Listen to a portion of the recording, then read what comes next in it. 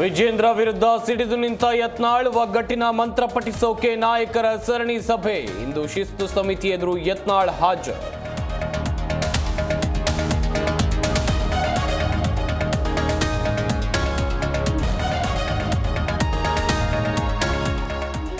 MUDA ಕೇಸ್ಗೆ big twist ಕೊಟ್ಟ ಜಾರಿ ನಿರ್ದೇಶನಾಲಯ.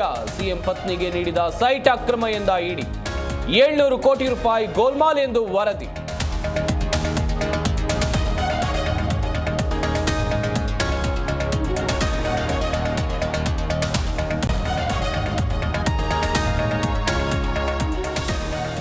ಕರ್ನಾಟಕ ಬಿಜೆಪಿಯಲ್ಲಿ 2-3 ಬಣಗಳು ಅಂತ ಏನಿಲ್ಲ, ತಪ್ಪು ಗ್ರಹಿಕೆ ಸರಿಪಡಿಸೋಕೆ ಏನ್ ಮಾಡಬೇಕು ಮಾಡ್ತೀವಿ.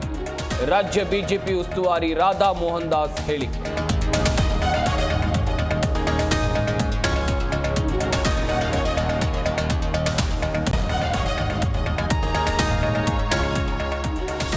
ಮಾಜಿ ಸಿಎಂ ಯಡಿಯೂರಪ್ಪಗೆ ಮತ್ತೆ ಸಂಕಷ್ಟ. ಬಿಎಸ್ವೈ ವಿರುದ್ಧ ಪ್ರಾಸಿಕ್ಯೂಷನ್ಗೆ ಅನುಮತಿ ಕೋರಿ ಪತ್ರ. ರಾಜ್ಯಪಾಲರಿಗೆ ಕಡತ ರವಾನಿಸಿದ ರಾಜ್ಯ ಸರ್ಕಾರ.